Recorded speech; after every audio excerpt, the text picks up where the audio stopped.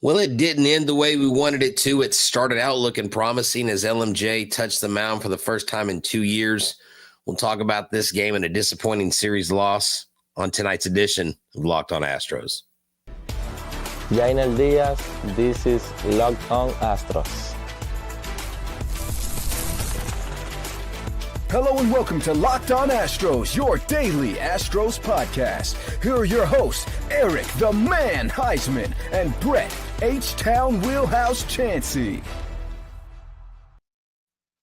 We are Locked On Houston Astros, and we hope that you join us for a daily Locked On Astros podcast. My name is Eric Huysman. You can find me on X at Eric Talkstros. Find the show at Locked On Astros. Your team every day. Brett, where can I find you at? They can find me at H-Town Wheelhouse on X, Instagram, and TikTok. They can find me at Stros411 on X, on Facebook, and Instagram, and back to the bullpen. You know where to find me. Just look for H-Town Wheelhouse, where I'm always positive, always Stros. Hey, guys, thank you for making us your first listen on Apple, Odyssey, Spotify, wherever you listen to your podcast. Go ahead and check us out. Today's episode is brought to you by Monarch Money. Take control of your finances with Monarch Money. Use the code LOCKEDONMLB at monarchmoney.com for 50% off your first year. So, Brett, I felt like Saturday was the Jake Meyers show. Everything was about Jake Meyers. Jake Meyers had this historical day where only 6 players did what he did in the entire history of MLB. And so for him to do what he did was impressive. And then you had the offense get off to such a hot start, but everything just kind of fall apart once the rain came. And that's why I said that the rain just kind of washed away the Astros' hopes. Because that's what happened. But the main thing that happened, we want to get started with before we start talking about the rain, everything else, is Lance McCullers. For the first time since that World Series start, he pitched for the Houston Astros, and the butterflies are there. This felt like an actual major league debut for him. But he went out there, and you had to think that the everything was just on fast speed, even though he's pitched in big leagues before. But it still was a big game for him because he hasn't done this in a long time. And he said that there's times where he thought about quitting, but he stuck to it. And now he's earned his way back to Major League mound. So, Brett, overall, what did you think? I thought his stuff was excellent. He was moving the ball in the zone. I think it looked really good. Of his 3 strikeouts that I remember seeing, one was on a curveball, one was on a changeup, and one was on a slider. So you love to see that. You love to see that he can get a strikeout with more than one pitch. So again, he had 4 strikeouts. I don't remember what the 4th strikeout was on, but when you have 4 strikeouts on 3 different pitches, that's good stuff. Now, you would have liked him to go a little bit further in the game, but he didn't give up any runs. 3 2/3 innings. He had 87 pitches thrown. He had that one inning where he had gotten the bases loaded, and you were really wondering what was going to happen, where the wheel's going to fall off, or the Astros going to keep him in there while he was, kind of fumbling a little bit. But he dialed back in. He just looked like a grizzled veteran. He looked like a veteran that had been through adversity. And if I remember correctly, there's an article, and I don't know what date the article was written or the source, but there was a story that last October, his daughter basically said, "Daddy, I can't wait to watch you pitch. You're a great pitcher, and you're going to do a great job when you get back." And he said it was then, like last October, that really flipped his mindset and really got him from that point to this, because from what we understand, Lance McCullers considered retiring more than once during this time because he didn't think his body would respond properly. And he looked good. I mean, the breaking pitches were sometimes all over the place, but he's going to find the feel for the ball. And I think he went out. I think next time you can expect him to do even better than he did. But he put up zeros in the run column, and that's really all you can ask for in this return to starting mode for Lance McCullers Jr. And I think that after the game, he said that the hardest thing was the slider against the right-handers in this game. And there was 6 deep. The White Sox, they had 6 deep. Overall, Joe spotted after game that he executed very well against the lefties. those are the righties that he kind of lost his command. And McCullers basically said that I wish I was a little bit more crisp with my pitches. But it was a good first start. 3.2 innings pitched, only 3 hits allowed, no earned runs, 3 walks, 4 strikeouts. And the first strikeout was, of course, on a curveball. You had to expect it, and he used all 5 pitches in this game. And so it was what you're expect from Lance McCullers. Yes, he wasn't as crisp as you would have liked, but I think that that's going to come with some more experience. Not experience, but getting back into the routine with just pitching in the big leagues. Like going down in AAA, AA, that's a little bit different. But even, no offense, White Sox fans, there's not that many people at what is it, Guaranteed Rate Park? Actually, it's just rate field. It's not guaranteed rate anymore. They dropped the guarantee. It's just rate because they can't guarantee a win or a loss in the stadium. And I say that jokingly, but the Astros did drop 2 of 3. So who am I to talk, right? Yeah. So at Rate Park, but it just, not too many people were there, but then it started raining. But at the same time, it's still a big league game. And so I think once he gets more confident with his stuff, but he walked the bases loaded in I think it was the 4th inning. And then Taylor Scott had to come in. He did the same thing, I believe, he loaded bases, and Taylor Scott almost had to come in, but he got out of his own mess the first time around. Yeah, definitely. One of the question marks I have going forward for this team is the use of Taylor Scott. I know he was only in there for 1/3 of an inning, but he is a guy that has been really, there's no other word to say, but he's been terrible. Of all the things we saw happen today, Gusto gave up the 2 hits and 3 runs in his short outing. Then you had Okert come in and do the same thing, which kind of flipped the script on the score. Had the game ended with the Astros leading 4-3 and the 7th inning due to rain delay, they would have gotten a series win. But this is the league rules. After you play a solid 5, I don't know if both teams have to agree to it, but the league takes precedence. And no, this wasn't a called game because the Astros were losing and Rob Manfred had it out for the Astros. It's just they went with what the league rules are, and you can only hang on for so long. Both teams go on the road, or both teams have another series to get to. So you can't, unless it's a legit extra innings game, you can't extend that anymore. Yeah, so going back to McCullers for a second, he relied on all 5 pitches. He threw 28 changeups, 25 sinkers. He had 17 sliders, 16 curves, and he topped out at 93.8 miles per hour.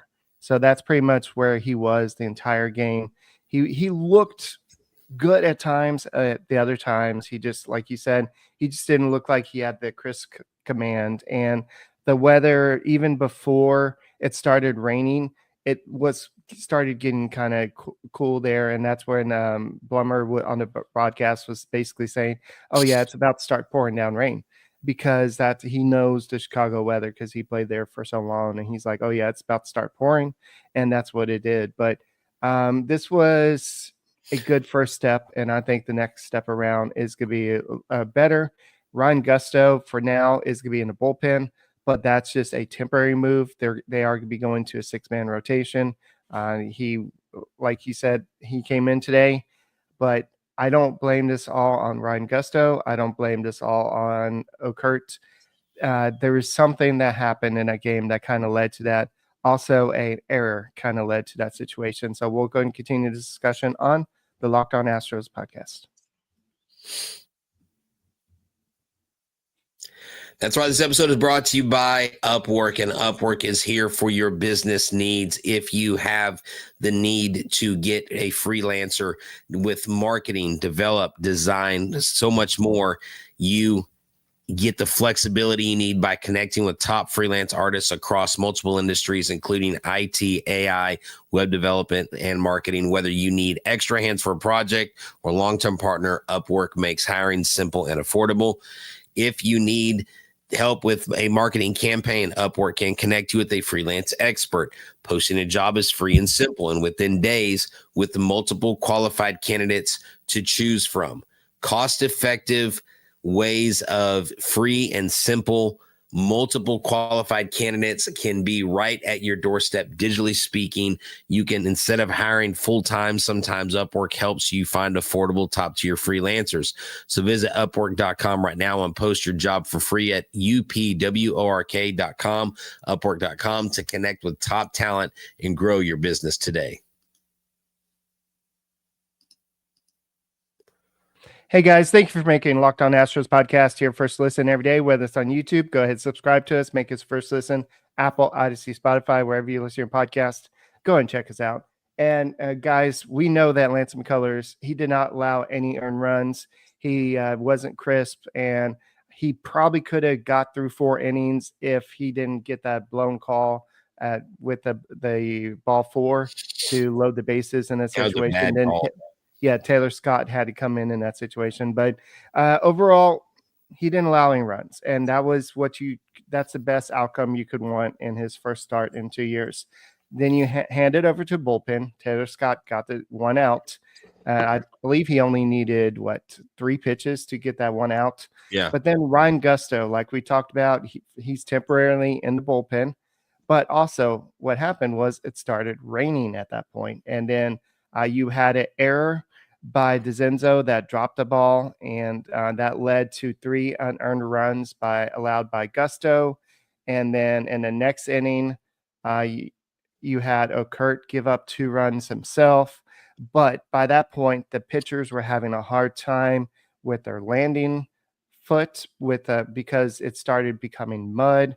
And for some reason, it was only affecting the Astros pitchers and not the White Sox pitchers. I don't know if this was a situation where home field advantage, the White Sox are used to maybe pitching in the inclement weather. Yeah. So.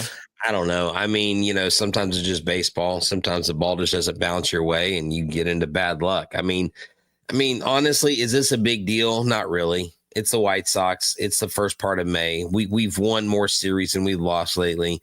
The team, I think, is trending upward in the hitting department. We had a guy on the mound for the first time in 2 years and didn't surrender a run. You would have liked to seen Gusto go out there. And yes, I mean, these guys aren't going to necessarily sit there and make excuses, but you do have the elements per se are at play in every single game. And, that's why you've got to score early, score often. That's why you can't make errors. And so, I mean, you could probably blame some of those errors on a wet baseball. But the bottom line is both teams are out there and one team made errors in the end. One team, the Astros lost this series versus the Chicago White Sox winning a series, I think, are 2 different phrases. I don't think the White Sox won this series. I think the White Sox were handed this series, but the Astros' lack of execution in game 3, and then the game shortened in the 7th inning. The Astros have proven time and again where they score runs late and score them often. Very good chance, I think probably 50 to 70% chance that they come out on top. Well, at least a 50%, but I think even more 70 or 80% chance that they win this game because they've proven, and we've chronicled that on this show, how they score runs late. But it is what it is. You move on. You go to Milwaukee, a much tougher team.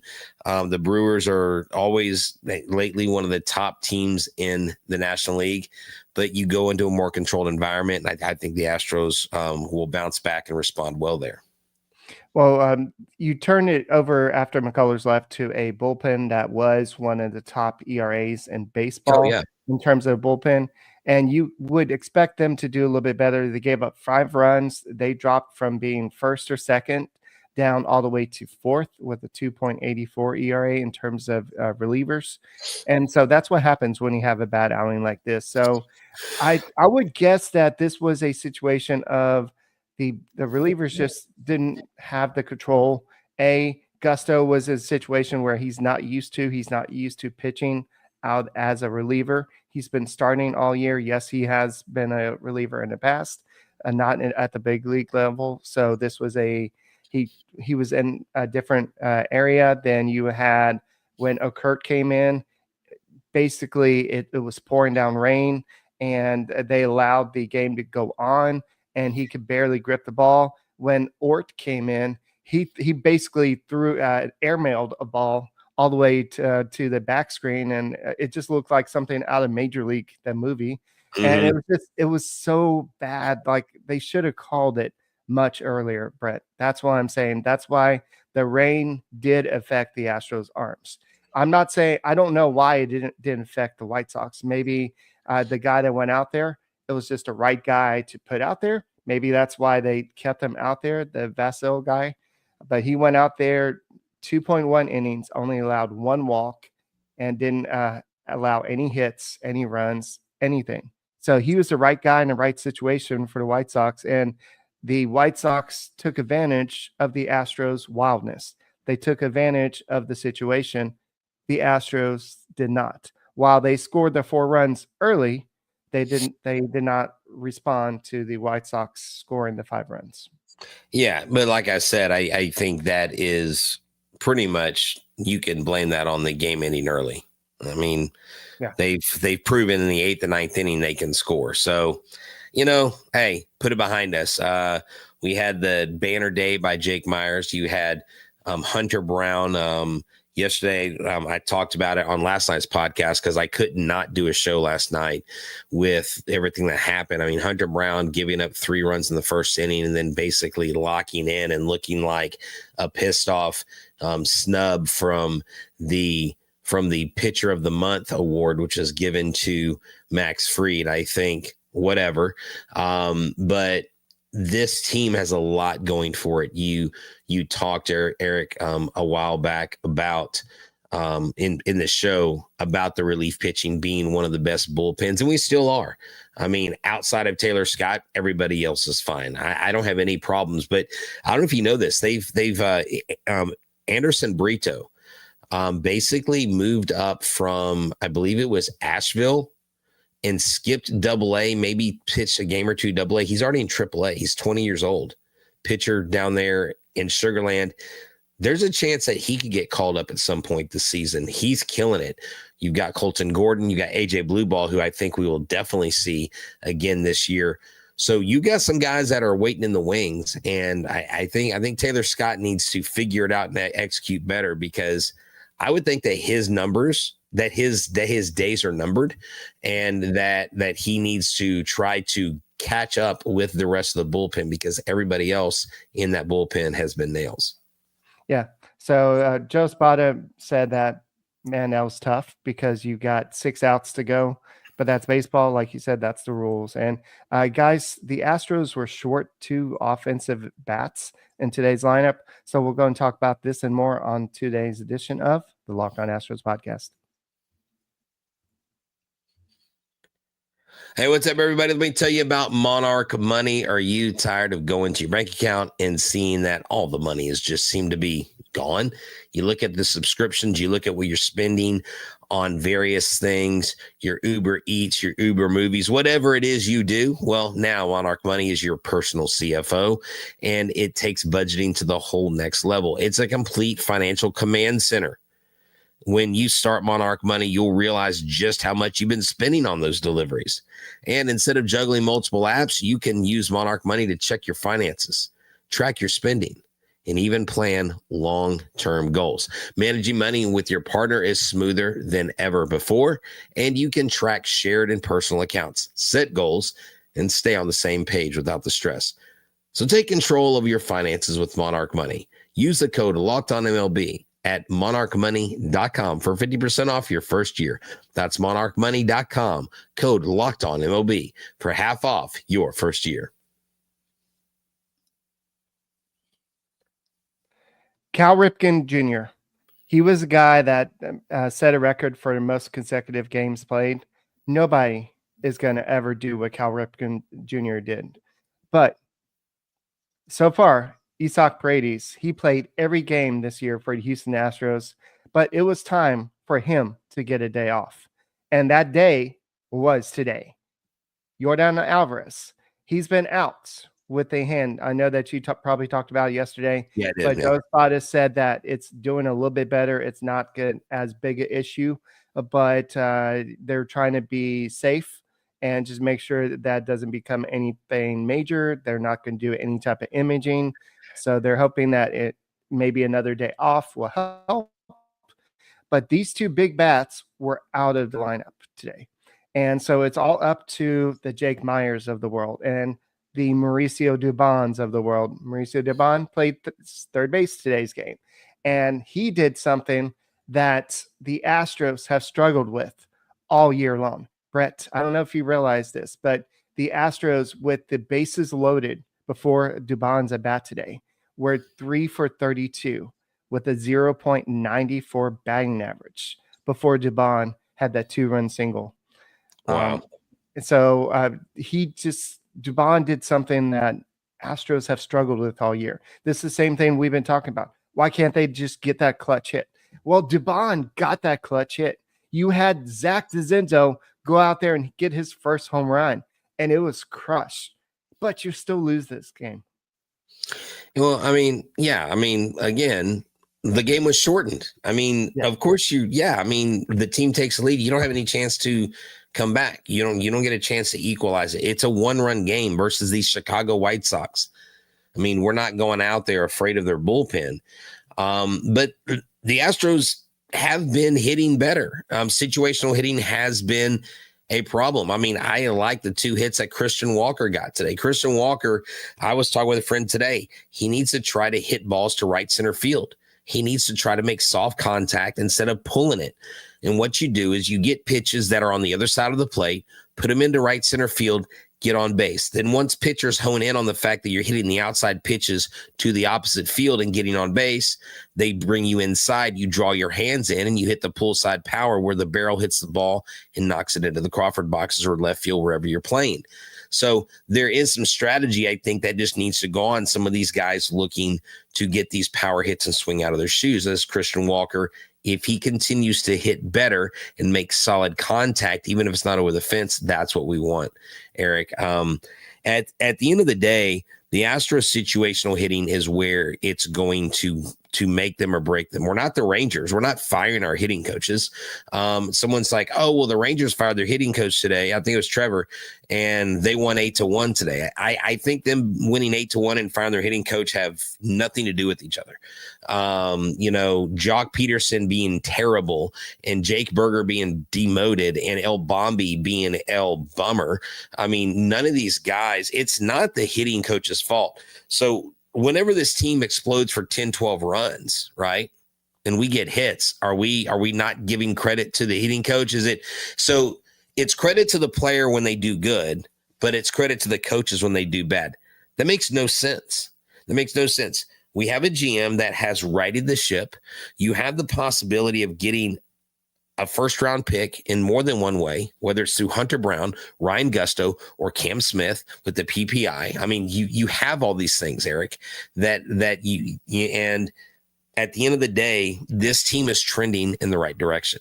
I like when the offense shows up because we saw what they did the day before, 4 for 11 with runners in scoring position. And yeah, Jake Myers had 7 RBI where he only had 6 the whole season before that game. But if these other guys start slowly getting on base, you can drive runners in. But the Yordan Alvarez thing, Eric, frustrates me because Joe Espada did say for a few days his hand had been bothering him before the 2 days off, before the off day and the day they sat him. I am so tired of hearing about this club, players that were trying to play through pain and, oh, it's okay, and I'm just going to work through it, when no, it's not. Especially with your hand, big guy. Come on, Yordan. I know that you want to be on the field, but you're not helping the team if you're hitting, because he hit a ball to center field in Chicago before he was sat down that second game, Eric. When he hit it and when you saw the ball get caught the way it did, you were like, that ball had nothing coming off the bat. You're like, he looks like he doesn't have the power that he usually has. And it's because of that hand. And so we have to ride a wave of consistency. And I'm going to keep talking about this. Be consistent. You're not going to have many more games like this. You're going to have very few rain delays. And this team will bounce back. They can go to Milwaukee. They can win a series in Milwaukee. What do we do when we play the good teams? We tend to kick tail. Well, when you're talking about the firing the hitting coach, all I can think about Game 7 of the Rockets, Steven Adams. they played the Haka Stevo or whatever they call it. Steve, yeah. That basically where he misses. I think he's a 49% free throw shooter, basically like Right. Shaq was back in the day. Well, you know that he has coaches working with him. You know that he has people working with him, but they don't fire their coaches just because he's not performing in that method. Like, Right. but what has happened because of the Hack Estevo? What has happened is he has become a better free throw shooter, and through time, through repetitions, he has actually developed where they're not going to that as often. And we saw that in game 6, and the Rockets end up winning. So I think that if you're going to give these guys time, they're going to get out of it. The Alvarez is the Walkers with more repetition, with more. Walker missed a lot of spring training, and Paredes, he's still trying to find out where he fits in this lineup. And so a lot of these new guys are still trying to find their way. They're not all going to be game busters like Alex Bregman is with the Red Sox, where all of a sudden he's like, oh, wait, I'm supposed to struggle in April like I've been doing my entire career? Oh, no, that was with the Astros. But I think what we got now is the Astros offense is showing signs.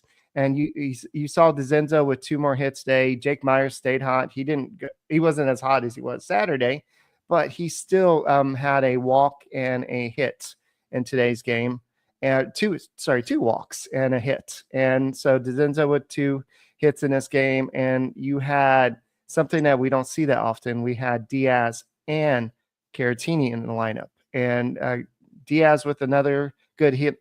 He had a good drive that went almost to the warning track, but we see some good steps. So I think this offense is on the verge of being a little bit more consistent. Like I think we're going to see out of Steve Adams at the free throw line. Yeah, exactly.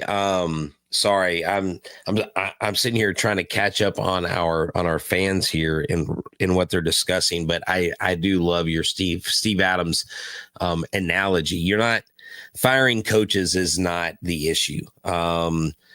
You've got a team that has underperformed. You've got a team in Seattle that's overperformed. You have a young, talented A's team that is over their skis, and they may be pesky the whole year. But the Mariners, and I said this last night, I went on a little tirade. The Mariners will not continue their success. They've just proven to us that they can't do it. I mean, they went to the playoffs one season, and we took care of business. The Rangers, who knows what their identity is? It is not in being in first place or winning the West. And I just don't believe the Oakland the Sacramento A's have a chance to do that. But look, guys, everything's fine with this Astros organization. We got one of the top pitching staffs. We didn't re-sign Yusei Kikuchi, and good thing we didn't, because he's 0-4 with a 4.31 or 4.61 ERA. He's been terrible this year, so that wasn't a bad thing letting him go for all that money. So thank God we don't have him. And Lance McCullers, I thought looked solid, Eric, for his first time back. I mean, I have no complaints, you know. It is just one of those things where, you know, you can be a Chicken Little and be the sky is falling because you got beat by the White Sox, but then you suddenly forget that they've beat every solid performing team in almost every series they've played them, they've won. So let the Chicken Littles worry about the White Sox series. And if that is your mode of fandom, then you might as well jump off the ship and go watch F1, because baseball is a long series. It's a marathon. It's not a sprint. So if you want results every single series, then you just are not watching the same sport that I've watched my entire life. All right, to close out the show, I know we're about 15 minutes away from tip-off. What are your predictions for today's game? I'm assuming you're thinking the Rockets are going to win. Oh, so, yeah, Rockets. Yeah, Rockets. How many points? I have no way of predicting a basketball score. Plus or minus. I think the Rockets are going to win this game by 10 plus points. I think the Warriors are going to come out hot. The Rockets will cool them off. Third quarter, you'll have Steph Curry get hot. They'll take the lead. And then someone like Aaron Holiday will come off the bench, hit a three. Steven Adams will get a putback and a jam, kind of change the mode. Amen Thompson is going to posterize Draymond Green. I think the Rockets win this by 10. I think it's going to be a little bit closer, but I think the Rockets win by 5 to 7 points or something like that. So we're hopefully the Rockets take care of business. Hopefully the Astros take care of business against the Brewers. This was a very winnable series against a very bad White Sox team, but you've seen the Astros in the past play down to the competition. And I'm not saying that's what happened in Chicago. Maybe the weather did steal this one, but I don't know if fans will ever know what really happened. But we know that it just, the game ending early and the weather, whatever happened, it's still a loss. And the Astros are one more game closer to 500 again. So, Brett, that's all we got for this edition of the Locked On Astros podcast. My name is Eric Huysman. He is Brett Chancey. We will see you tomorrow, hopefully talking about an Astros victory. Go Stros.